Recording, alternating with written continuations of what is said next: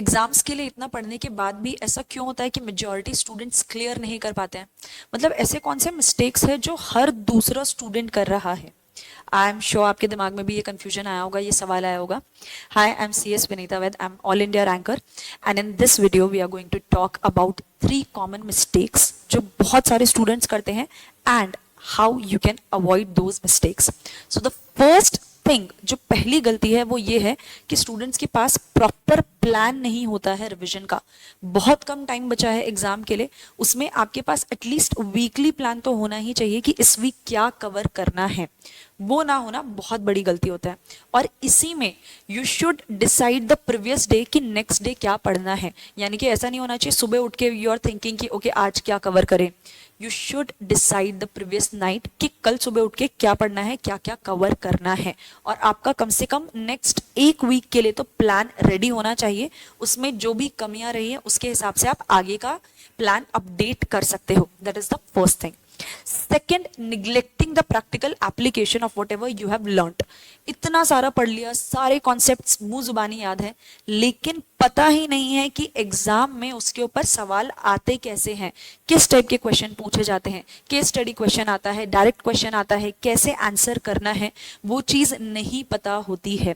वहां पर बहुत जरूरी है कि आप देखें पास्ट एग्जाम में कैसे क्वेश्चंस आए हैं, कैसे रिवीजन करना है, कैसे आंसर करनी है चीजों को, वो सारा आपको पता होना चाहिए। अगर इसमें आपको लग रहा है कि रिवीजन हम प्रॉपरली नहीं कर पा रहे हैं या फिर आंसर्स कैसे लिखने चाहिए उसमें आपको डाउट है, सो 19 नवंबर से we are starting revision series for CMA final law.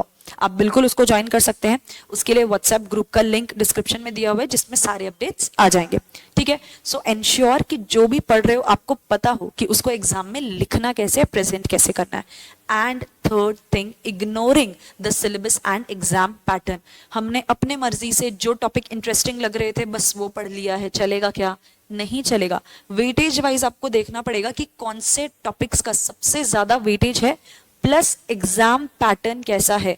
ऐसा बिल्कुल नहीं होना चाहिए कि एग्जाम वाले दिन में आपको सरप्राइज मिल रहा है कि ओके ऐसे क्वेश्चंस आते हैं।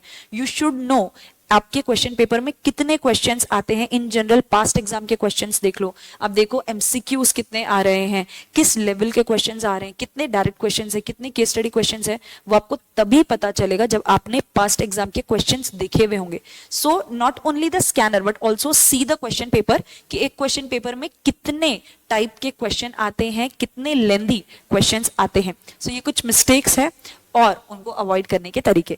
Hope this video helps and follow us for more. All the best, take care.